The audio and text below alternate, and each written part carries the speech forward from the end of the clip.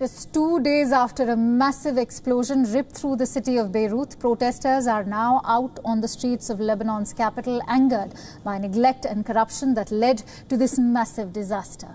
Lebanese security forces were seen firing tear gas to disperse dozens of anti-government demonstrators. The scuffles broke out in central Beirut near the parliament. An area still littered with wreckage from the explosion. According to the state media, some demonstrators sparked a blaze and security forces fired tear gas canisters to keep them at bay. Activists have also called for a large anti-government demonstration on Saturday. This event has been titled "Hang Them by the Gallows" by the protesters.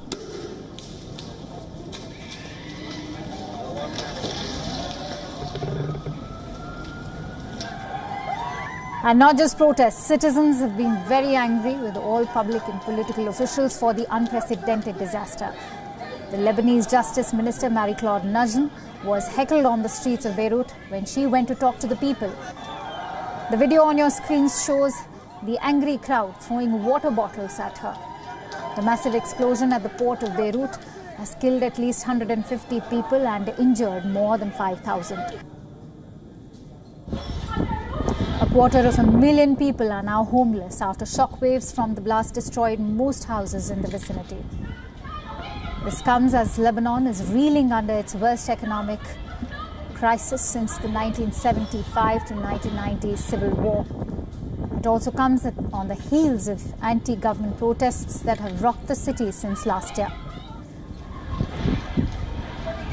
Authorities said that the blast was triggered by a fire igniting 2,750 tons of ammonium nitrate stored in a warehouse at Beirut's port since 2013.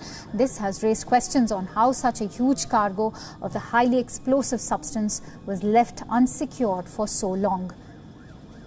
The Lebanese authorities have now taken into custody 16 port workers as part of an investigation into the explosion.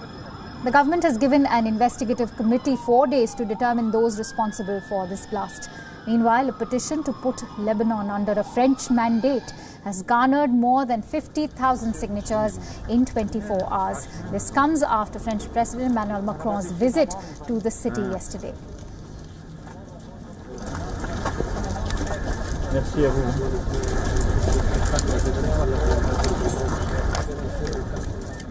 And so, attempting to ease Lebanon's trouble, the world has intensified support for the tragedy-struck country.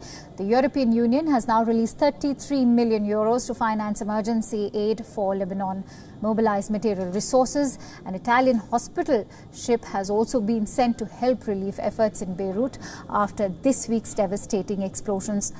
The European Commission hopes that the fund will make it possible to cover the immediate needs of the emergency services and hospitals in the capital.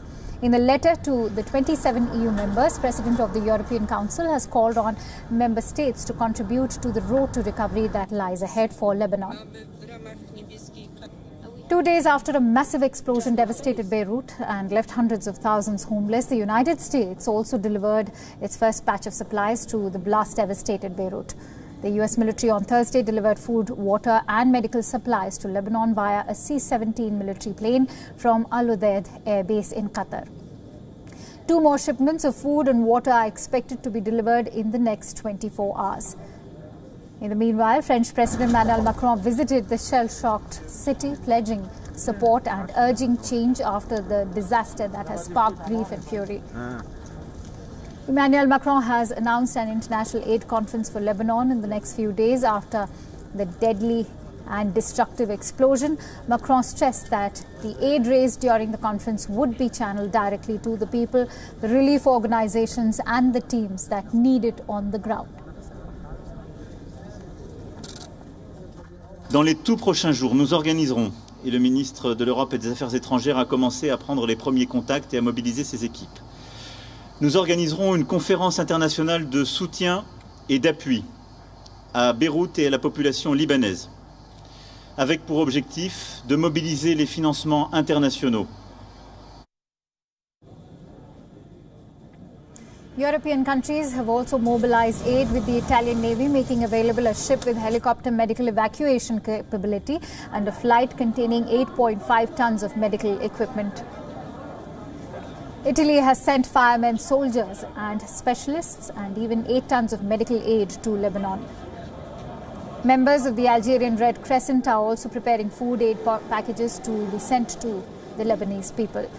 The fallout in Lebanon is expected to cost billions in a small country already plunged into an unprecedented economic and social crisis, battling the coronavirus, and where almost half of the inhabitants already live in poverty.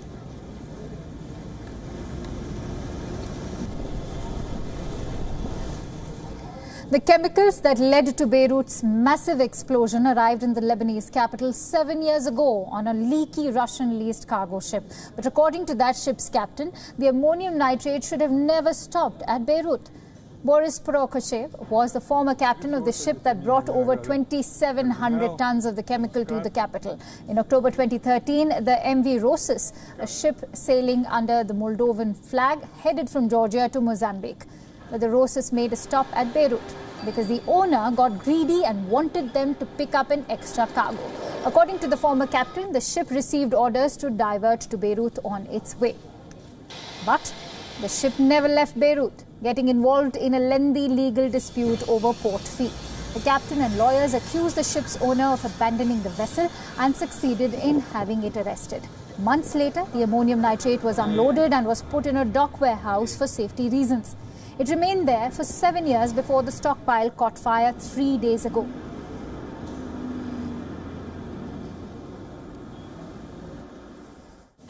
Я не знаю, почему там взрыв получился. А вот то, что он там, груз находился столько времени, я вот это понять не могу. Потому что 10 месяцев мы там находились в Бейруте, грузовладелец не объявился, ничем о себе не напомнил. И после этого мы с 2014 года, а груз выгрузили где-то, как я знаю, в 2015 году. While the stockpile should not have been there in the first place, Boris said that the Lebanese authorities were very well aware that dangerous cargo was there. The former captain believes that the disaster was a fault of the Lebanese authorities.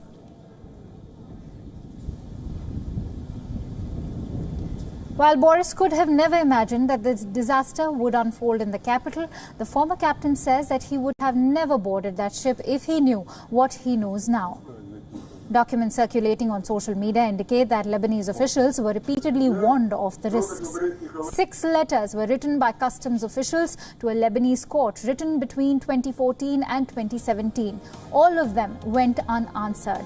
With more and more facts coming to light, the main question that remains is how did a 2,700-ton stockpile of highly explosive chemicals end up lying around in the heart of downtown Beirut? That too for